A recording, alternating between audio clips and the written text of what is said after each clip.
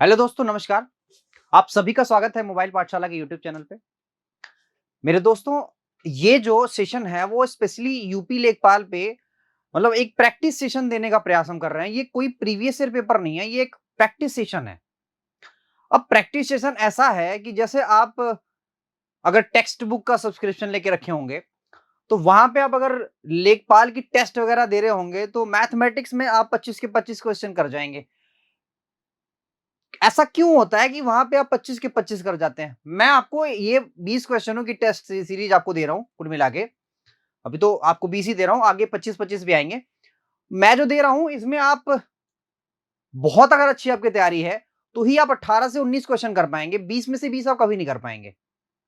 तो क्या कारण है कि आप टेक्स्ट बुक में 25 से 25 क्वेश्चन कर जाते हैं, यहां पे आप 20 क्वेश्चन नहीं कर पाएंगे? क्या कारण है? कारण सिर्फ इतना है, मैं आपको इतना बताना चाहता हूं कि कारण जो टेक्स्ट बुक है ना, वो असल में उसको सिलेबस पता ही नहीं है। उसको तो सिर्फ क्वेश्चन बनाने हैं, क्वेश्चन बना के डालना है आपके सिलेबस में।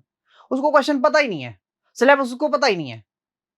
हमें पता है ना, यूपी का हम पढ़ा रहे हैं तो हमें पता होगा सिलेबस क्या है, किसके अकॉर्डिंग पेपर आपका बनेगा। टेक्स्ट बुक की सब्सक्रिप्शन अगर आप लेके रखे हैं, प्रैक्टिस उससे कर रहे हैं, तो ईमानदारी से बता रहा हूं, मैथमेटिक्स में आपके कुल मिला के 25 में से 15 से 16 क्वेश्चन सही होने वाले हैं। बाकी कुछ भी नहीं, आपको कुछ समझ नहीं आएगा, वहां पे धुआं धुआं उड़ जाएंगे आप बिल्कुल। यहां पे जो चीजें प्रैक्टिस कराई जा रही हैं, कृपया करके उसको जरूर करिए, जरूर करिए। साथ साथ मैं आपको एक चीज और चीज कहना चाहता हूं, अगर आपको लेखपाल से रिलेटेड अगर आपको ग्राम विकास की फुल पीडीएफ चाहिए, ग्राम विकास की फुल पीडीएफ, क्योंकि आपका अभी 18-19 दिन कुल मिला के बचा हुआ है आपके एग्जाम में, तो अगर फुल पीडीएफ चाहिए तो भी आप हमारे टेलीग्राम चैनल से जुड़ सकते हैं। टेलीग्राम चैनल का लिंक मैं प्रोवाइड करा दूंगा कमेंट बॉक्स वगैरह में सभी में। तो आप कमेंट बॉक्स के माध्यम से जुड़ जाइएगा टेलीग्राम चैनल से, और वहां पे हम एकदम गारंटी, फुल गारंटी, 25 में से 23 क्वेश्चन की गारंटी वाले मैं ग्राम विकास की पीडीएफ आपको वहां पे मतलब पिन करा दूंगा, ठीक है। और ये इसमें मैं तो कहता हूं, अगर ये सीरीज अगर आप सॉल्व कर गए, जितनी भी चीजें मैं चलाऊंगा यहाँ पे, ये सीरीज अगर आप सॉल्व कर जाएंगे तो 100% 25 में से आपके 24 या 25 क्वेश्चन तो सही हो ही जाएंगे, इसमें कोई दो राय नहीं है। लेकिन इसको करेंगे तो ही, नहीं कर पाएंगे तो फिर इसके बाद फिर टेक्स्ट बुक वाले फिर वही 18-19 ही रह जाएंगे, या 15-16 ही रह जाएंगे, बस इतना ही, इससे ज्यादा कहीं बढ़ नहीं पाएंगे आगे, ठीक है। चलिए फटाफट से सवाल को देखिए, और सवाल बड़ा ही खूबसूरत है, बड़ा ही अच्छा है, ठीक है जी। तो आइए जरा एक बार हम स्टार्ट करते हैं। देखो, कह रहा है कि 56, 57, 58 का एलसीएम, लैसा का मतलब एलसीएम ही होता है, ये के है। फिर आपसे कह रहा है कि 56, ये दो बार लिख गया 56 57, यहाँ पे 57 लिख दो जरा, ठीक है। तो बच्चे यहाँ पे 57 है, 56 नहीं है, ठीक। तो ये एक माइनस सा मिस्टेक है, इसको जरा सॉल्व कर लो, ठीक है भाई। आओ, तो देखो भाई, अब इसको सॉल्व करो, खुद भी सॉल्व कर सकते हो अगर कर पाओ तो। भाई आपके अंदर तो टेक्स्ट बुक की महारत हासिल है ना, तो करो सवाल को, फिर क्या दिक्कत है इसमें। यहाँ 57 है, मैंने कहा ना कि सिलेबस में अगर आपके एचसीएफ एलसीएम दे दिया है तो वो 2 नंबरों का एचसीएफ एलसीएम थोड़ी पूछेगा आपसे, कभी नहीं पूछेगा। आ जाओ फटाफट से। तो कह रहा है कि इतने की जो एलसीएम है वो है मेरे दोस्तों के, वो क्या है, के। सवाल कुछ भी नहीं है, सवाल कुछ है ही नहीं, इतने का एलसीएम मेरे दोस्तों है के। और साथ साथ एक चीज और भी आप जानते हैं कि ये वाला नंबर है प्राइम नंबर।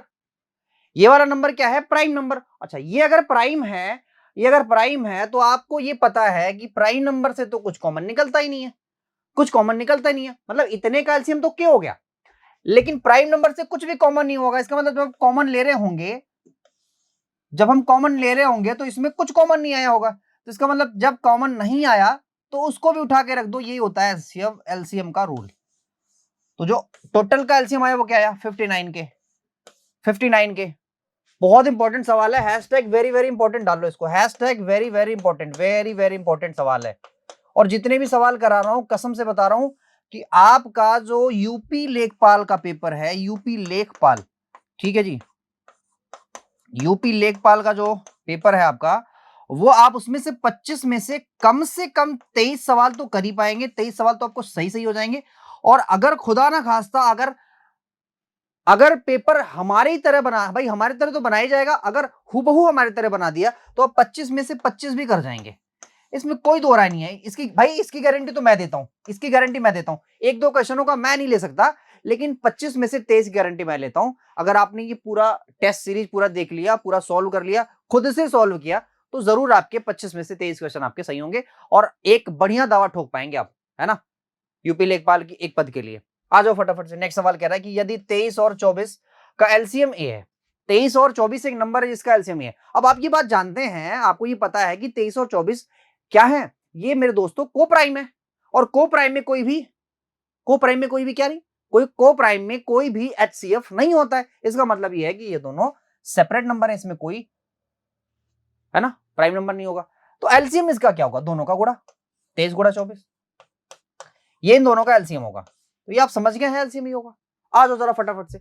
आपसे कह रहा है कि मेरे दोस्तों 23 और 24 का मासा भी है। अब बताओ 23 और 24 अगर ये को प्राइम नंबर है तो को प्राइम नंबर का एचसीएफ क्या होता है? तो ये तो मैंने आपको बहुत पहले पढ़ा है। को प्राइम नंबर का एचसीएफ मेरे दोस्तों होता है 1।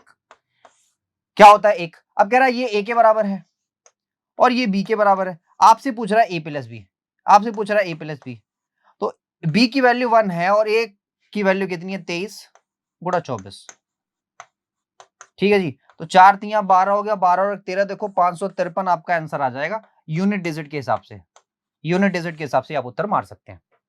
बोलिए हाँ है ना। सवाल ऐसे बनाएगा, ठीक है, दिमाग चकराएगा।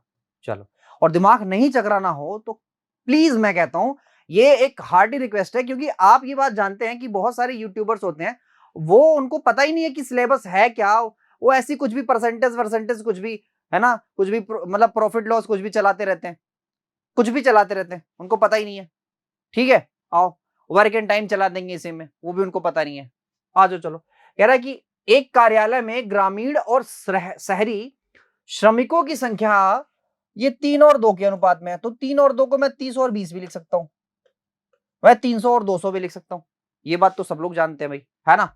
चलो, अब आगे कह रहा है आपसे कि यदि 20% ग्रामीण और 30% शहरी महिलाएं हैं, मतलब इसमें से 20% ग्रामीण हैं और 30% शहरी। बहुत ध्यान से देखिए, मैं ये कह रहा हूं कि जो 3 लोग हैं ना, ये ग्रामीण हैं, ये ग्रामीण है। ये जो 30 लोग मैंने लिखे ना यहाँ पे, ये ग्रामीण है, और ग्रामीण में महिला और पुरुष तो दोनों होंगे। तो आप ये कह सकते हैं सर जी इसमें 20% अगर महिलाएं हैं, इसमें 20% यदि महिलाएं हैं तो 80% क्या होंगे? पुरुष होंगे। हाँ या ना? बोलो हाँ या ना। हाँ, बिल्कुल सही। तो जब इनका अनुपात आप निकालेंगे तो आएगा 1:4 के। मतलब इसमें इस 30 वाले नंबर में 1 अनुपात, ठीक है जी, महिलाओं का है तो 4 अनुपात पुरुषों का है। तो टोटल 5 अनुपात बराबर 30 के, 1 अनुपात बराबर 6 के, तो 4 अनुपात बराबर 24 के। यानी मेरे दोस्तों 30 में 6 संख्या महिलाओं की है और 24 संख्या किसकी है? पुरुषों की है। यहां पे आ जाओ फटाफट से। ये है आपका शहरी। कह रहा है इसमें 25% महिलाएं हैं और 75% क्या होंगे? शहरी पुरुष होंगे। ये हो जाएगी संख्या 1:3 की। 1:3 को जब जोड़ेंगे तो आएगा 4, 1 अनुपात की वैल्यू हो जाएगी 5 और 3 अनुपात की वैल्यू हो जाएगी 15। हाँ या ना बताइए। ये महिलाएं हो गई, ये पुरुष हो गए। अब देखो क्या पूछ रहा है आपसे, आपसे पूछ रहा है पुरुषों का प्रतिशत ज्ञात कीजिए। मेरे दोस्तों वो ग्रामीण और शहरी की बात नहीं कर रहा, वो सीधे सीधे कह रहा है कि पुरुषों का प्रतिशत। तो पुरुष यहां पे 24, यहां पे पुरुष 15, 24 और 15 कितने होते हैं मुझे ये बता दीजिए। तो होता है सर जी 39। हाँ या ना बताइए, 39 होता है कि नहीं होता? बिल्कुल होता है। अब मेरा यही 39 बताओ कि टोटल मतलब जनसंख्या का या टोटल कामगारों का कितना परसेंट है? तो भाई टोटल कामगार है कितने? 30 और 20 50, ये सॉरी 30 और 20 50, ये टोटल कामगार हैं। आप कहेंगे सर जी बिल्कुल सही है। 50 को मैं लिख सकता हूँ 50, 1/50 को मैं 2 लिख सकता हूँ, तो 39 और गुणा 2 कर दो तो 39 दूना मेरे दोस्तों होता है 78%। तो ये आपका उत्तर हो जाता है। अब बताओ कोई दिक्कत? अब बताओ कोई दिक्कत? कोई भी दिक्कत बताओ, कोई भी समस्या?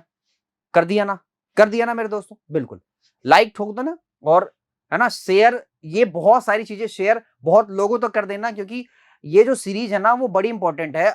ये आपकी एक तरह से कह सकते हैं कि ये आपका करियर डिसाइड करेगा कि आपको लेखपाल बनना है कि नहीं बनना है। ठीक है, इसको टर्निंग पॉइंट कहते हैं, एक ऐसा वर्ड होता है टर्निंग पॉइंट। और साथ साथ मैं एक चीज और भी आपको बता रहा हूं कि अगर आपको 25 में से 23 ग्रामीण विकास अगर आपको करना है तो आप कमेंट करेंगे और टेलीग्राम चैनल ज्वाइन करेंगे, वहां पे मतलब यहाँ पे कमेंट करेंगे, टेलीग्राम चैनल ज्वाइन करेंगे, फिर मैं आपको एक अच्छी सी पीडीएफ दूंगा। और ये मेरी गारंटी है, फुल गारंटी के साथ, कि 25 में से आपके 23 सवाल सॉल्व हो जाएंगे, जिससे आप बहुत डरते हैं ना ग्रामीण विकास से, सॉल्व हो जाएंगे बिल्कुल। और बहुत ही इजी पीडीएफ दूंगा, ठीक है। ये थोड़ा एक्सपीरियंस के आधार पे ही होता है, बस ऐसे ही चलता है। देखो ये सवाल जो है ना, ये सवाल असल में, इस सवाल में थोड़ा सा करेक्शन है, वो मैं देख भी नहीं पाया और मैं कर भी नहीं पाया, ठीक है। तो इस सवाल में थोड़ा सा करेक्शन है, इसको छोड़ते, इसको मैं अगले नेक्स्ट सेशन में देख लूंगा। थोड़ा सा कुछ तो कुछ करेक्शन है। देखो यहाँ पे ऐसे लिखा हुआ 20% से घटकर 16% कर दिया जाता है, फिर कहता है अब पहले की तरह ही टैक्स लिया जाता है। तो यहाँ पे थोड़ा सा करेक्शन करना है, बट इसको हम नेक्स्ट सेशन में पक्का मैं देख लूंगा 100%, इसमें कोई दिक्कत नहीं है। ये सवाल आ जाओ, वेरी वेरी इंपॉर्टेंट सवाल, वेरी वेरी इंपॉर्टेंट सवाल, very very important, very very. जितने भी सवाल करा रहा हूं मेरे दोस्तों, एक बार कॉपी पे लिख लेना मेरे भाई। ये सवाल हूबहू कहीं ना कहीं मिल जाएंगे आपको, पेपरों में हूबहू मिल जाएंगे। इसकी गारंटी मैं देता हूं कि जितने भी सवाल मैं कराऊंगा, आपको मैं विश्वास दिलाता हूं कि बहुत सारे सवाल आपके हूबहू पेपर में मिल जाएंगे। ये मेरी गारंटी है। आ जाओ जरा। कह रहा है एक्स का 40% वाई की 50% के बराबर है। एकदम आसान सवाल है भाई, एक्स का 40%, समझदार हो आप। वाई का 50%, ये भी आप समझदार हो। तो ये हो गया मेरे दोस्तों परसेंट, ये हो गया परसेंट। तो परसेंट से परसेंट गया, जीरो से जीरो गया, 5 इधर ला दो यानी x/5, और 4 को उधर ले जाओ यानी कि y/4। तो मैंने आपको बताया था, अगर आपको अनुपात लिखना है तो आप एज इट इज ही अनुपात लिख देंगे, 5:4, 5:4, 5:4। तो that is your answer, that is मेरे दोस्तों योर आंसर। आप और जल्दी करना चाहते हैं ना, और जल्दी, तो आप ऐसे करिए कि जो ये x है ना, ये 5 को ले उड़ेगा, और ये जो y है ना, ये 4 को ले उड़ेगा। ये y जो है 4 को ले उड़ेगा, तो x इज इक्वल टू 5 और y इज इक्वल टू 4। तो इस हिसाब से भी आपका सोल्व करने की जरूरत ही नहीं पड़ेगी, मेरे कहने का ये मतलब है। नेक्स्ट सवाल। अब बताओ ये कितना इजी सवाल है कि नहीं इजी सवाल? और ये ऐसा कुछ भी नहीं कि पढ़ाया नहीं है, बट थोड़ा सा डेटा, वो थोड़ा सा कॉम्प्लिकेटेड देना जरूरी है, क्योंकि कॉम्प्लिकेटेड डेटा ही आपसे पूछा जाएगा, ना कि इजी डेटा पूछ लिया जाएगा कि बच्चे ले और उड़ा दे सवाल को। ऐसा तो एग्जामिनर करेगा नहीं, है ना भाई। एग्जामिनर को भी पता है कि आजकल जो है ना इलेक्ट्रॉनिक, इसको कहते हैं ई पाठशाला जिसको हम कहते हैं, वो जो है आजकल बहुत ज्यादा बढ़ गई है, बच्चों को अच्छे अच्छे कंटेंट मिल रहे हैं। एग्जामिनर जानता है, इसलिए पेपर भी वैसे ही बनाता है। चल बेटा कितना जोर लगाएगा, है ना। चलो आ जाओ। कह रहे बाबू एक वस्तु को 15% लाभ पर 1725 में बेचा गया। तो भाई मेरे, मैंने आपको ये बहुत ज्यादा कराया है कि अगर आपको क्रय मूल्य पे जाना है तो उल्टा चलना पड़ेगा, है ना, उल्टा चलना पड़ेगा। अच्छा ये 15 है, सो सॉरी, ये 15 है, ये मैंने 25 लिख दिया। आ जाओ 115। अब ये मैं गुणा 100 कर दूं तो क्रय मूल्य पे चला जाऊंगा, ये बात तो क्लियर सभी को। चलिए, अब कह रहा है अगर मैं इसे हानि पर बेचूं, भाई हानि पे बेचने का मतलब यह है कि अगर मैं 85 पे ही बेच दूं तो बताओ फिर विक्रय मूल्य क्या होगा। तो एक काम करो, जैसे यहाँ पे 100 का गुणा कर रहे थे, तो 100 का गुणा मैंने नहीं किया, मैंने यहाँ पे 85 कर दिया। 85% को अगर हटाओगे, परसेंट हटाओगे, तो यहाँ बटा 100 करना पड़ेगा। तो ऊपर वाले 100 से नीचे वाला 100 कट जाता है, इसलिए मैंने सिर्फ लिखा 115 और 85। आप जब भी ऐसे सवाल आएंगे तो ऐसे ही करेंगे, वो 100 को ना लिख के आप सीधे सीधे 85 लिखेंगे, ऐसे ही करेंगे। मतलब पहले 15% का लाभ कमा रहा था तो मैं क्रय मूल्य पे जाऊंगा, तो उसको मैं नीचे लगाऊंगा, और जब दूसरी बार कहेगा कि मुझे फिर विक्रय मूल्य बताइए, तो मैं 85% करूंगा। ठीक है, चलो आ जाओ अब जरा, बहुत ही प्यार से। 5 से काट दूं तो काट दो, 5 से। 17 से कटेगा? नहीं कटेगा ना 17 से। 5 से काटो, 17 हो गया यहाँ पे। 5 से काटो, 5 दूना 10 और 5 तिया 15। तो 23 से जब काटोगे यहाँ पे तो क्या आएगा मेरे दोस्तों? 23 से काटो तो 23, 8 तिया 24 नहीं जाएगा, 5 7 बार जाएगा, 7 दूना 7 या 21 के 1 हो गया, 7 दूना 14 और 2 16, 161। ठीक है, यहाँ बचा है 125, 115, सॉरी 115। ठीक है जी। और आप ये बात जानते हैं, एक बार मैं ले गया इसको 7 बार और एक बार मैं ले गया इसको 5 बार, और गुणा 17 कर दो, तो यही आपका उत्तर हो जाएगा। तो 17 × 85 के 5 हो गया, कैरी हो गया, अबे रुक जा, कैरी हो गया 8, 17 7 119 हो गया, 119, है ना। और 8 कितना होता है बताओ भाई? 17 7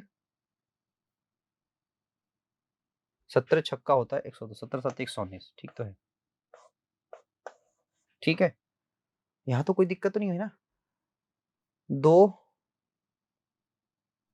7 दूना 14, ठीक है, 14 2 16, ठीक है, यहाँ पे तो कोई दिक्कत नहीं है, यहाँ पे भी कोई दिक्कत नहीं है जी, है ना, सब ठीक है। 100 और 1900 आप यहाँ पे 8 जोड़ दो, तो 8 जोड़ोगे तो 8 9 8 17 के हो गया 7, ठीक तो है, कोई दिक्कत नहीं यार, मैं ऐसे ही फालतू परेशान होता। 9 8 17 के 7 हो गया, यहाँ हो गया 2, यहाँ हो गया 127, ठीक है। अच्छा, मैं गड़बड़ क्यों हो रहा था ना, मैं गड़बड़ इसलिए हो रहा था, मैं सोच रहा था ये 27 कहाँ से आ रहा है, ठीक है, तो 1275, तो ये आपका सही से उत्तर हो जाता है। आसान है बिल्कुल, कोई दिक्कत नहीं है, ठीक है। चलो नेक्स्ट। अब देखो ये सवाल हूबहू है, मतलब इसमें कोई बहुत ज्यादा डाटा का अंतर नहीं है, मतलब बहुत ज्यादा अंतर नहीं है, डाटा का सिर्फ अंतर है, बहुत ज्यादा अंतर नहीं है। कह रहा है कि एक वस्तु को 15% लाभ पर बेचा गया, तो मेरे दोस्तों वही आप काम करेंगे, वही काम 115। अब कह रहा है इसको, इस वस्तु को 1890 में बेचने पे, तो भैया देखो जरा, हमें अब विक्रय मूल्य नहीं निकालना, हमें सबसे पहले क्रय मूल्य निकालना है, तो गुणा 100 कर दो। मैंने कहा था ना, जब क्रय मूल्य निकालना रहेगा तो उल्टा चलना, गुणा 100, लेकिन विक्रय मूल्य निकालना रहेगा तो ऐसे 85 करना पड़ेगा। हमें क्रय मूल्य निकालना तो 100 करो, ठीक है क्या? ओके, चलो ये काटो जरा, देखो कितनी बार जाएगा ये, तो देखो जरा भाई, तो कितनी बार ले जाएं, एक बार ले जाएं क्या है, एक बार ले जाते हैं, तो एक बार ले गया मैं अगर, तो जरा खुद ही बताओ कितना होगा। ये 115, एक कम 115 होगा तो 5 2 7 हुआ, ठीक है क्या? और यहाँ पे 11, मतलब 20 में से 11 गया तो 9 हो गया, और यहाँ पे 0 बचा हुआ है। अब जरा गौर से देखो, क्या ये 23 से कटेगा? तो 3 चौके 12 बिल्कुल कटेगा। तो कितनी बार ले जाऊं बताओ जरा, 23 पंजे, है ना, देखो जरा 8 बार जाएगा, बिल्कुल 8 बार चला जाएगा, है ना, 8 बार ही जाएगा।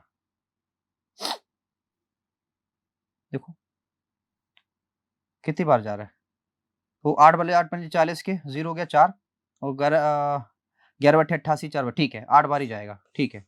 तो मेरे बच्चों 8 से अगर ये कर दिया मैंने, तो हो गया ये 800, कितना हो गया ये, 800 हो गया ना, 1800 हुआ, सॉरी एक बार तो पहले भी ले गया था मैं, 1800 हुआ, ठीक है। अब 1800 अगर मेरा क्रय मूल्य है और 1890 में वस्तु को बेचूंगा तो 90 रुपया प्रॉफिट पाऊंगा, तो बताओ ये 1800 का कितना परसेंट हुआ? तो ऐसे सवाल देगा मेरे दोस्तों, 18 25 90 यानी कि 5%। अब बताओ 5% गेन है कि लॉस है? ये गेन है कि लॉस है?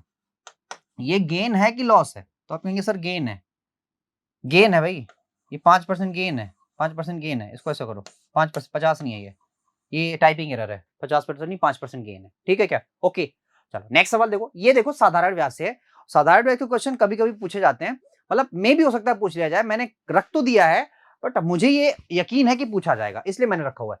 कह रहा है कि 3 साल के अंत में 2800 रुपए की धनराशि 420 रुपए हो जाती है। मेरे दोस्तों 420 रुपए हो गई, तो बताओ मुझे 1 साल का ब्याज कितना मिला, बताओ। तो 14 42 यानी 140 रुपए। भाई 140 रुपए, बताओ 2800 का कितना परसेंट है, आप बता दो फटाफट। तो आप कहेंगे सर जी ये तो 5% है, ये तो 5% है, तो 1 साल में 5%, तो 3 साल में बताओ कितना परसेंट? सर जी 3 साल में 15% ब्याज मिलेगा। और किस पे मिलेगा? 300 15% के हिसाब से 3200 पे। वही तो कह रहा है कि इतनी ही अवधि के लिए इतनी ही दर से, तो भैया अवधि और दर अगर सेम है तो 3200 रुपए पे 15%, तो परसेंट हटाओगे डबल जीरो वैसे भी कट जाएगा, तो 15 दूना 30 हो गया 3, 15 तिया 45 और 3 48, तो that is answer, that is answer, that is Uttar, that is answer, ठीक है जी। नेक्स्ट सवाल पे आ जाओ, फटाफट से करो। कह रहा है एक निश्चित राशि साधारण ब्याज की एक निश्चित दर से 4 वर्षों में 20,20,720 और 6 वर्षों में ये हो जाती है, तो मूलधन बताओ। मेरे दोस्तों कुछ करना नहीं है, घटा लो बस, फटाफट से घटा लो। तो घटाओगे अगर तो जरा गौर से देखो, है भाई, 0 हो गया, ये हो गया 6, और यहां हुआ 7, तो 7 3 होता है 10, यहां हो गया 23 तो हो जाएगा 3, ये हो गया 4 साल का, मतलब 2 साल का ब्याज। तो 2 साल का ब्याज इतना है, तो भैया 4 साल का कितना होगा? तो सर जी 2 का गुणा कर दो, है ना भैया, यही तो होगा। अरे 2 साल का देखो, देखो ध्यान से देखो, कह रहा है कि 4 साल का जो मिश्रधन है वो इतना है, और 6 साल का मिश्रधन इतना है। मैं अगर इन दोनों को घटाऊंगा तो बताओ 4 में, मतलब 6 में से 4 गया तो 2 ही साल तो आया, और मूलधन से मूलधन तो कट ही जाएगा, बचेगा सिर्फ 2 साल का ब्याज। तो 2 साल का ब्याज अगर हमें दिया है, तो 4 साल का अगर मैं ब्याज निकाल लूं और 4 साल का ब्याज इसमें से घटा दूं, तो मुझे मूलधन ही मिल जाएगा।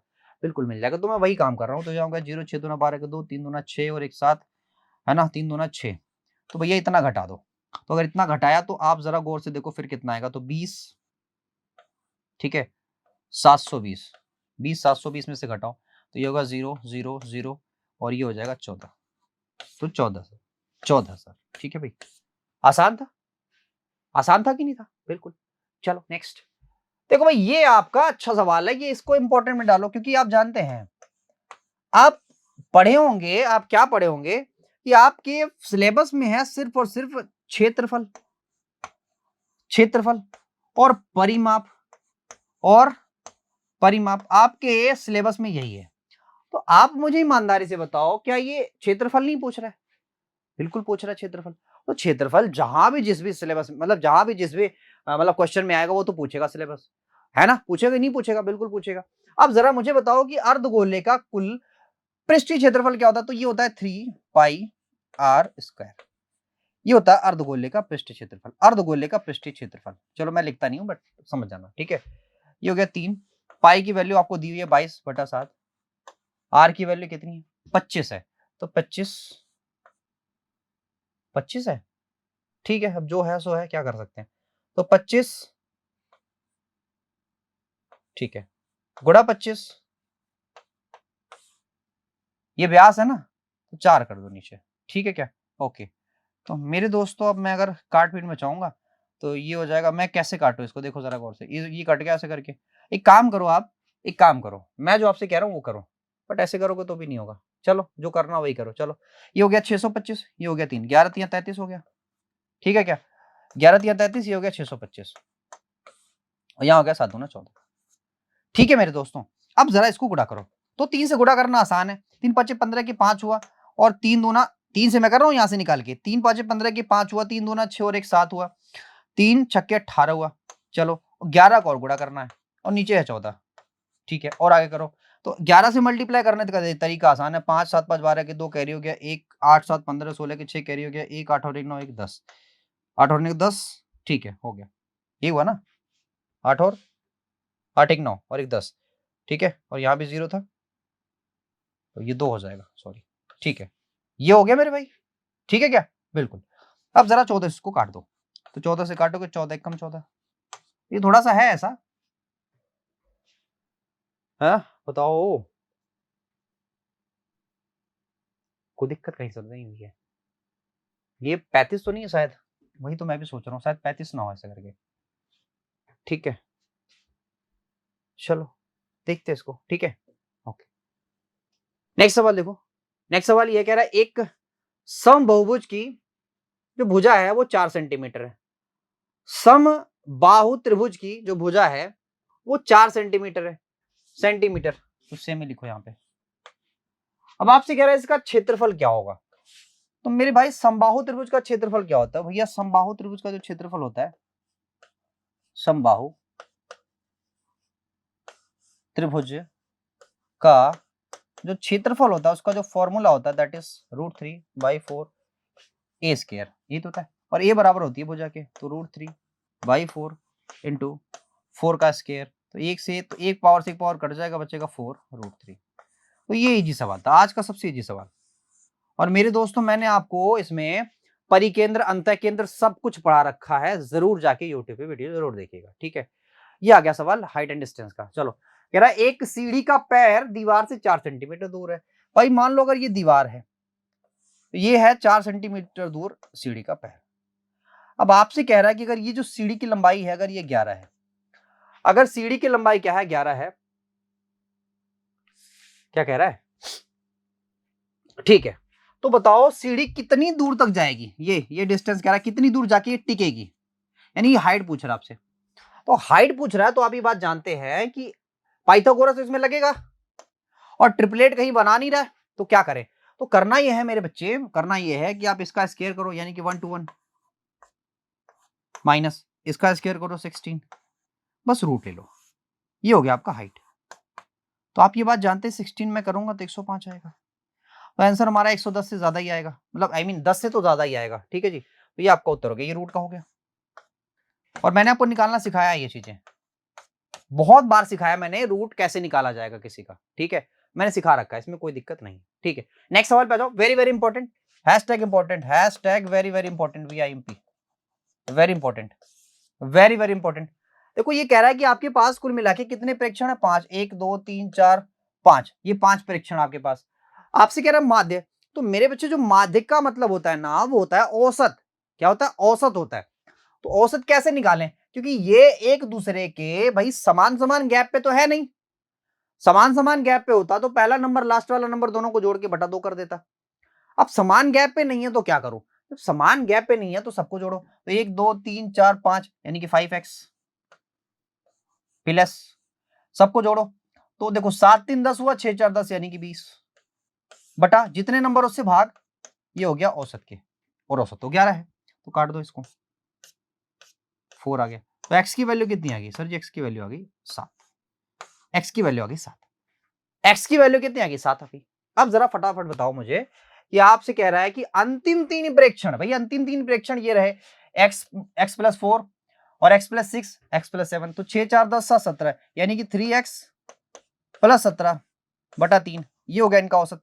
x की वैल्यू भी हम रखेंगे, टेंशन मत लो, यहां से उड़ाओ पहले, तो यहां से उड़ाया तो आया ये x प्लस, यहां हो गया 17 बटा 3, 17 बटा 3 को मैं काटूंगा तो 3 5 15 हुआ, दशमलव हुआ, और 3 छक्के 18 और 6 7 कर दो, ठीक है। x की वैल्यू आती है 7, तो 7 5 भैया 12, 12 दशमलव 6 7, तो दैट इज आंसर भाई, दैट इज उत्तर, है ना। चलो ये आज का इंपॉर्टेंट सवाल है, यही सवाल की बात मैं कर रहा था। आप ढूंढ डालिए मेरे दोस्तों, ढूंढ डालो टेक्स्ट बुक पे, ऐसे सवाल मिलेंगे ही नहीं, टेक्स्ट बुक के नहीं मिलेंगे सवाल, और सिलेबस में दिया है तो क्या पूछेगा नहीं, उल्लू बन जाओगे जाके वहां पे एग्जाम में, है ना। आप ये सोचोगे इस सवाल की प्रैक्टिस तो कराया ही नहीं था, दुनिया का नंबर 1 प्लेटफॉर्म है, गलत कैसे बोल सकता है? कुछ ऐसी बात नहीं है, वो एसएससी के लिए है, यूपी लेखपाल के लिए नहीं है, यूपी कांस्टेबल के लिए नहीं है, समझ रहे हो बात को? ठीक है, मैं किसी को गलत नहीं कह रहा हूं, बस इतना समझना। देखो कह रहा है कि ये 101 स्टील की गेंद है, इनका जो व्यास है वो इस हिसाब से दिया हुआ है, ये है व्यास, ये सब व्यास दिया हुआ है। मैं कोई और पेन यूज कर लेता हूं, कौन सा पेन यूज कर लूं, चलो ये वाला यूज कर लूं, ठीक है। ये इनका व्यास है, इनका व्यास दिया हुआ है, ये व्यास है इनका, और कह रहा है गेंदों की संख्या भी तो देखो, याद देखो, ये है 13 गेंदे, ये है 15, ये इतना ऐसे करके दिया हुआ है। दोस्तों मैंने माध्य निकालने का तरीका या औसत निकालने का तरीका मैंने आपको बता रखा है पहले से ही। आप एक काम करो, इनमें से किसी एक को आप औसत मान लो, किसी एक को माध्य मान लो, जो आपकी मर्जी कर रही है। तो आप कह रहे सर जी मैं 45 को ही मानना चाहता हूं, मैं कहता हूं बच्चे मान लो, क्या दिक्कत है इसमें, 45 मान लो, बस जो आपने माना है वो करेक्ट नहीं है, इतना ध्यान रखना। अब करेक्ट करने के लिए हम कंपेयर कराते हैं, कंपेयर कैसे करें? जैसे पहले हम कंपेयर यहां से कराएंगे, तो देखो गौर से जरा कंपेयर करो कि ये वाला नंबर कितना कम है, तो भैया ये वाला नंबर -2 कम है तो -2 कम है, कितने आंकड़े पे? 13 आंकड़े पे, तो 13 दूना माइनस का 26, बस इतनी चीजें आप याद रखो। यहां आ जाओ, माइनस का 15, यहां आ जाओ, 0 है, यहां तो कोई कमी ही नहीं है, यहां आ जाओ, ये प्लस का 1 ज्यादा है यानी कि प्लस का 21, यहां आ जाओ 2, तो 16 दूना 32, यहां आ जाओ, तो 3 है तो 14 तिया 42। अब मेरे दोस्तों आपको दिख रहा होगा कि हमने जो ये जो ऑप्शन है ना आपका ऑप्शन, ये इसमें समस्या है, क्योंकि आप देखो जरा माइनस कम है प्लस ज्यादा है, तो आपका जो उत्तर आएगा थोड़ा ज्यादा ही आएगा। देखो बट क्या आता है उससे में कोई फर्क नहीं पड़ता, जो भी देख लो आएगा, है ना भाई। अच्छा 101 स्टील गेंदे, इतनी बात याद रखना, ठीक है। 101 स्टील की गेंदे हैं, इतनी बात याद है, यानी नंबर जो है, ये जो नंबर है वो 101 है, बस इतना समझ लेना। अब जरा फटाफट से उड़ाओ, देखो ये 26 है और ये 15, तो 26 और 15 को जोड़ोगे तो बताओ मुझे क्या आएगा, तो आएगा 41 माइनस का 41। अब माइनस का 41 बताओ किससे हम काटें, देखो ये प्लस का 42 माइनस का 41, अगर मैंने इन दोनों को काट दिया तो बचा यहाँ पे प्लस का 1। हाँ या ना बताइए, प्लस का 1 बचा कि नहीं बचा? बिल्कुल बचा। अब प्लस वाले को जोड़ दो, तो प्लस वाले को जोड़ा मैंने तो 2 2 4 हुआ, और यहाँ 5 हो गया। अब देखो योग में हमें इतना फालतू मिल रहा है, लेकिन है कितनी गेंदें? 101, तो 101 से भाग देंगे तो हमें एवरेज में कुछ फालतू मिलेगा, हाँ या ना? एवरेज में फालतू मिलेगा कि नहीं मिलेगा? बिल्कुल मिलेगा। तो अब मैं क्या करूं, कैसे मैं इसको सोल्व करूं? तो सोल्व कुछ नहीं करना बच्चे, जरा यहाँ पे डेसिमल लगा लो, और डेसिमल लगाओगे यहाँ 0 हो जाएगा, तो काट दो, कुल मिला कितनी बार? 5 बार जाएगा, ठीक है जी। तो 5 बार जा रहा है, तो देख सकते हो आपका उत्तर भी यहाँ है, और आपको कुछ करना ही नहीं है। मतलब ये है कि आपने औसत जितना माना था इतना फालतू बनाएगा औसत, इतना फालतू बनाएगा औसत, इतना औसत फालतू बनाएगा। ये सब में ज्यादा बना रहा था, ये औसत में ज्यादा बनाएगा तो इतना आप जोड़ देंगे। ये मैंने पढ़ाया है मेरे दोस्तों, इसलिए मैं इसको डिटेल नहीं कर रहा हूं, समझ रहे हो, मैंने पढ़ाया है इसको। ठीक, नेक्स्ट नेक्स्ट सवाल कह रहा है ये मध्यिका बताओ। मेरे बच्चे मध्यिका बताने के लिए सबसे पहले हम चीजों को आरोही क्रम में लिखते हैं, आरोही, आरोही, आरोही। अच्छा, आरोही जिसको समझ में ना आए ना वो ऐसे समझे कि आ बराबर जा, जा जा जा जा, तो जा का मतलब बढ़ता जा, तो बढ़ेगा कैसे, छोटे से तो बढ़ेगा, तो आरोही का मतलब छोटे से बड़ा, आरोही का मतलब छोटे से बड़ा। ठीक, चलो आ जाओ, ये हो गया 2, ये 2, ये 3, ये 5 7 8। देखो होता ये है कि अगर ये कितने नंबर हैं, 3 3 6 नंबर, अगर ये 6 नंबर हैं तो बेसिकली हमें करना यही है कि यहाँ के बीच के 2 नंबर उठाने हैं, जोड़ना है, आधा करना है। तो 5 से 8 में आधा किया तो मेरे दोस्तों आया 4, बात ही खत्म हो गई। बस दोनों को बीच वाले नंबर को जोड़ना, आधा कर देना, फटाफट यही काम करने हैं।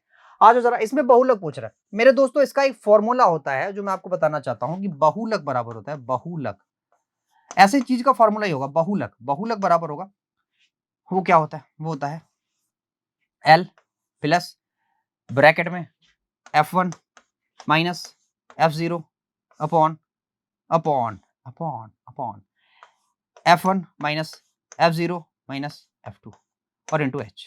ये फॉर्मूला होता है, इस फॉर्मूले को आप नोट कर लीजिए, फटाफट नोट करिए, फटाफट। अच्छा मैं बताता हूं सबका मतलब क्या होता है। देखो पहली बात तो H का मतलब, अच्छा ये देखो पहले बहुलक वर्ग है कहां, व्यक्तियों की संख्या सबसे ज्यादा कहां पे है, तो आप कहेंगे यहां पे है 70, ये रही 70, तो यही से को हम बहुलक वर्ग मानते हैं, जहां पे व्यक्तियों की संख्या सबसे ज्यादा है उसी को हम बहुलक वर्ग मानते हैं। ये आपका 70 हो गया, क्लियर है, एकदम डन। तो इसी को हम बहुलक बोलेंगे, और बहुलक वर्ग का वर्ग अंतराल होता है h, तो इनका अंतराल क्या हुआ 10, तो ये तो फिक्स है, एक तो 10 ही होगा। अच्छा दूसरी चीज क्या है, दूसरी चीज ये है मेरे दोस्तों कि ये जो F1 होता है ना, ये बहुलक वर्ग को ही हम, बहुलक को ही हम क्या बोलते हैं, F1 बोलते हैं। F0 इसके पहले वाला होता है और F2 इसके बाद वाला होता है, बस इतना आप समझिए। Got it, got it. अच्छा यहाँ पे 2 लगा देना, ये मैं भूल गया थोड़ा सा, 2 या 2 लगा देना, ठीक है, ऐसे होगा, क्लियर है, बिल्कुल सही। आ जाओ फटाफट से, बस सॉल्व भी करना। अच्छा L क्या है, L, ये L क्या है, तो मेरे दोस्तों L जो होता है वो बहुलक वर्ग की निचली सीमा होती है, ये 40, ये निचली सीमा, तो L का मतलब हो गया 40। कहां लगाऊं, यहां लगा दो क्या, आ जाओ चलो यहीं पे लगा देता हूं, चलो आ जाओ, देखो गौर से, L का मतलब होता है 40, ठीक है, प्लस आ जाओ, ये हो गया 70, माइनस किससे घटा रहा है, 70 माइनस ये F0 का मतलब क्या होता है, F0 का मतलब 38, तो 70 में से किसको घटा रहा है, 38 को घटा रहा है, 70 में से 38 को घटा रहा है, 70 में से 38 को घटा रहा है बटा 70 दूना 140, क्योंकि हमें 2F1 लिखना है, तो 70 दूना 140 माइनस 38 माइनस 42 और इंटू 10 यही तो है माध्यक, यही तो है माध्यक, सॉरी माध्यक कह रहा हूं, सो सॉरी मेरे दोस्तों, बहुलक, बहुलक, बहुलक, बहुलक, ठीक है क्या। आ जाओ फटाफट से सॉल्व करो इसको। देखो ये हो जाता है 38 और ये हो गया 80 हो जाएगा, होगा ना भाई, 80 होगा, और 80 इसमें से गया तो बचेगा 60, तो यहाँ 40 ही बचा, प्लस इनको जरा घटाओ, तो घटाओगे आएगा कितना, मेरे ख्याल से 32 आएगा, है ना, तो 32 आया, यहाँ आ गया 40 गुड़ा 10, तो मेरे दोस्तों ये तो कट गया, इसको काट दो, 4 बट्टे 32, तो 40 और plus 8 that is equal to 48, तो मेरे दोस्तों जो आंसर आया 48 आया। अच्छा याद रखना अगर आंसर 48 आ रहा है, अगर आपका मिसमैच भी कुछ हो रहा है, मिसमैच भी कुछ हो रहा है, मिसमैच भी, चलो ठीक है यहाँ पे कोई दिक्कत नहीं, मिसमैच हुआ है तो आपको 48 आपको बहुलक मानना पड़ेगा यहाँ पे, मतलब ऐसा नहीं है, ऐसा नहीं है कि ऑप्शन में दिक्कत है, नहीं बिल्कुल नहीं, पर कभी कभी ऐसा होता है ना कि ऑप्शन कभी कभी भूल भी जाता है आदमी, ठीक है, तो आप इसको 48 ही मानेंगे क्योंकि डेटा के हिसाब से जो भी मेरा चीज आया है वो करेक्ट है, इसमें कोई दिक्कत नहीं है, आप देख सकते हैं इसमें कोई भी कोई समस्या नहीं है, ठीक है जी। चलो फटाफट नेक्स्ट सवाल पे आ जाओ, ठीक है नेक्स्ट सवाल पे आ जाओ। अच्छा कभी कभी चीजें अप्रोक्सीमेट होती है ना, तो उसको भी मार देना चाहिए बहुलक, अप्रोक्सीमेट, क्योंकि ये जो तरीका ना ये अप्रोक्सीमेट निकालने का ही तरीका है, मतलब करेक्ट नहीं है, ये अप्रोक्सीमेट है, इसलिए कह रहा हूं कि कभी कभी आंसर इधर उधर आ जाएगा, उसके लिए टेंशन मत लीजिएगा। तो कभी मैंने ऑप्शन तो मैंने ही बनाया है, ये बिल्कुल पक्की बात है, हो गया, हो सकता है कि ऑप्शन में थोड़ा सा है ना वाइब्रेट कर गया होगा ऑप्शन, है ना, बट सही आपका 48 है, क्योंकि सवाल जो लगा है वो 48 ही आया है, ठीक है। आ जाओ नेक्स्ट। देखो यहां भी मध्यिका की बात कर रहा है, तो मध्यिका के लिए सबसे पहले क्या करें, आरोही क्रम। आरोही क्रम का मतलब पहले 2 फिर 3, तो 2 और 3 हुआ, 4 भी है क्या, बिल्कुल 4 है, 5 भी है क्या, बिल्कुल 5 है, 6 7 8 और 9, तो कितने नंबर 3, कितने नंबर 3, 3 6 और 2 8 तो हम क्या करें, बीच के 2 नंबर, हम क्या करें भाई, बीच के 2 नंबर, बीच के 2 नंबर कौन से हैं, यही तो है, इन दोनों का जोड़ बटा 2, तो 6 और 5 11, 11 का मतलब 11 बटा 2 का मतलब 5.5, 11 बटा 2 का मतलब 5.5। ये बड़ा अच्छा सवाल है, ये मुझे बहुत अच्छा लगा, ये मुझे बहुत अच्छा लगा सवाल, इसमें जरा इंपॉर्टेंट डालिए और पूछा जाएगा मेरे दोस्तों, छप जाएगा आपके पेपर में बिल्कुल 100%। लिख नहीं रहा, ठीक है, आओ आपसे कह रहा है ये बराबर इसके और x बराबर क्या दिया हुआ है, कह रहा है कि 2y, तो x की वैल्यू 3t है और y की वैल्यू मेरे दोस्तों हो जाएगी t+1, है ना, किसके हिसाब से, अरे भाई देखो हाफ t था और मैंने यहाँ पे 2y रख दिया, तो y की वैल्यू जब मैं रखूंगा तो हाफ t+1, तो हाफ से तो 2 कट जाएगा, आया ना, चलो इसको इधर करो, तो t की वैल्यू हो जाएगी 1/2, t की वैल्यू कितनी आ गई, 1/2, 1/2, 1/2 ये आपका करेक्ट आंसर है, सॉल्व कर लीजिएगा, आप तो करना जानते हैं आप, ठीक है। नेक्स्ट सवाल देखो, ये बड़ा इजी सवाल है, इसमें कोई दिक्कत नहीं है, आप ज्यादा फटाफट से फॉर्मूला लगाओ, a cube plus b cube that is equal to a plus b, और ब्रैकेट में होता है मेरे दोस्तों a square plus b square. देखो यहाँ -2ab है, तो माइनस नहीं, मैं पहले +2ab लिखूंगा, मेरी मर्जी है, मैं अपनी मर्जी चलाऊंगा, और -2ab बाद में लिखूंगा, और फॉर्मूले में क्योंकि -ab होता है तो इसको भी लिखूंगा, ये मैंने अपनी तरफ से कर दिया, क्या आप इस बात से सहमत है, बिल्कुल होना ही पड़ेगा, नहीं तो आएगा ही नहीं। चलो ab की वैल्यू 8 होती है, ठीक है जी, गुणा, देखो यहां ये चीज a square plus B square बना जाएगा, तो 8 का स्क्वायर क्या होगा, a प्लस बी का होल स्क्वायर बनाएगा, तो a प्लस बी की वैल्यू 8 है, तो 8 का स्क्वायर क्या होगा, 64, ठीक है। अब यहां जाओ, ये 3ab हो गया, इसका मतलब ये है कि 12 तियां हो गया 36, तो भैया 36 घटा लो इसमें से, 8 तो पहले ही बाहर था, यहां से घटाओगे तो जरा गौर से देखो क्या आएगा, तो 6 8 6 14, यहां हो गया कितना 5, तो 2 हो गया 28। अब देखो जरा 8 हटाए 64, तो 224 हमारे पास आंसर हो, तो कुछ है ही नहीं इसमें, है ना। चलो नेक्स्ट, फटाफट देखो, देखो यहाँ पे 2 मूल पूछे हुए हैं, 2 मूल, वो दोनों मूलों का योग और दोनों मूलों का अंतर का फॉर्मूला क्या होता है, देखो कभी भी हमारे पास जो इक्वेशन मिलेगा वो ऐसे इसी फॉर्म में मिलेगा, ax square minus bx plus c, यही मिलेगा, तो अल्फा और प्लस बीटा ये होता है मूलों का योगफल, तो ये होता है -b अपॉन a, तो -b का मतलब 7 अपॉन a का मतलब 2, तो -b क्यों हुआ, क्योंकि ये -b माइनस ही है, तो माइनस तो फॉर्मूले भी ये होता है -b अपॉन a। देखो मेरे कहने का मतलब ये है कि फॉर्म आपके लिए जो डाटा होता है वो ये होता है इक्वेशन का, तो जब आप इससे कंपेयर कराएंगे तो a की वैल्यू 2, b की वैल्यू -7, c की वैल्यू 12, यही तो है। तो आपसे सवाल कह रहा है कि अल्फा प्लस बीटा बराबर -b अपॉन ए, तो -b माइनस माइनस मिलके प्लस हो गया अपॉन ए, और अल्फा इंटू बीटा, तो ये बराबर क्या होगा, अल्फा इंटू बीटा, तो अल्फा इंटू बीटा बराबर था c अपॉन ए, तो 12/2 का मतलब 6, 12/2 का मतलब 6, क्लियर है। अब चलो इस वाले पे आ जाओ, कह रहा है कि ये बताओ बराबर कितना होगा, ये इंपॉर्टेंट था, ठीक है। तो अल्फा प्लस बीटा, इसका होल स्क्वायर हो जाएगा, मतलब आई मीन स्क्वायर हो जाएगा, ये क्या मैं लिख रहा हूँ, ये मैं नहीं लिख रहा हूँ, बन गया बस, ठीक है। आप समझदार हैं, आप इतना कर लेंगे, बटा अल्फा इंटू बीटा। अब एक काम करो, यहाँ पे plus 2 alpha beta minus 2 alpha beta, ये कर दो, तो ये बराबर होगा अल्फा प्लस बीटा का होल इसका स्क्वायर होगा, तो 7 7 49 बटा 4 माइनस 2 अल्फा बीटा का मतलब 6 6 36 हुआ, यहाँ भी 36 हो जाएगा। मेरे दोस्तों इसको सोल्व कर लेंगे, जो भी आपका उत्तर आएगा वो आपका करेक्ट आंसर है, तो ये काम आप करेंगे, क्योंकि ये टेस्ट सीरीज है तो आपका काम होता है सॉल्व करना, ठीक है। तो ये आप करेंगे, शायद मेरे ख्याल से मुझे लगता है कि 1/24 या फिर 7/24 के आसपास ही आएगा, कुछ भी आएगा बट आएगा जरूर, ठीक है ओके। तो यहाँ पे जो 20 सवाल थे मैंने 20 सवाल ही कराए, बट आपके जो पेपर में आएगा वो 25 सवाल आएगा, डोंट वरी, हम कोशिश कर रहे हैं, बहुत जल्दी हम 25 तक भी पहुंचेंगे, यानी कि 25 के 25 सवाल कराएंगे। अच्छा, दूसरी चीज मैं एक बार फिर कहता हूं कि ये जो सवाल है ऐसे ही आपके पेपरों में बनेंगे, ना कि टेक्स्ट बुक वाले सवाल। मैं कितनी बार बोलूं, टेक्स्ट बुक से सवाल नहीं आएंगे, 100% नहीं आएंगे, ऐसे सवाल करने की आदत डालिए, ठीक है। चलो आज के लिए इतना ही, वीडियो को लाइक करिए, शेयर करिए, सब्सक्राइब करिए channel. Thank you, bye bye, take care, God bless you.